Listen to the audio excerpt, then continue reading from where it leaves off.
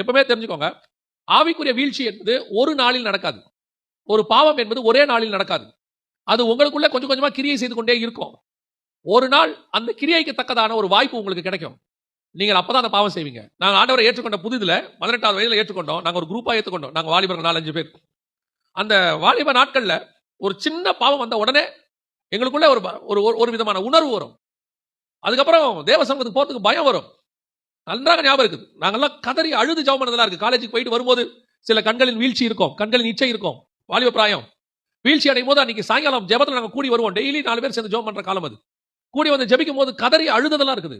சட்டையை கிழிச்சுக்கிட்ட காலம்லாம் இருக்கு. ஆனால் இன்னைக்கு கொஞ்சம் கொஞ்சமா ஒரு ஜோக்கு தானே, ஒரு சினிமா பாட்டு தானே அப்படின்னு கொஞ்சம் கொஞ்சமா நம்ம விளையாட்டா பாக்குறதெல்லாம் கொஞ்சம் கொஞ்சமா மகிமை விட்டு நம்ம தூரம் போயிட்டே இருக்கணும்னு அர்த்தம். ஒரு நாள் நீ உட்காந்து முழு சினிமாவை பார்ப்ப, உனக்கு தேவ பிரசன்ஸை விட்டு நீ பார்த்துக்கிட்டு இருக்கின்ற எண்ணமே உனக்கு இருக்காது. ஒரு நாள் உட்காந்து நீ முழுசா எதையாவது ஒரு பாவத்தை பார்த்துக்கிட்டு இருப்ப, ஆனால் நீ பாவத்தை பார்க்கறங்கிற உணர்வே இருக்காது. காரணம், நீ அதை விட்டு வந்து ரொம்ப நாள் ஆச்சு. ஏதோ இன்னைக்கு நேத்து வரல, ஏதோ இன்னைக்கு நேத்து வீழ்ச்சி அல்ல.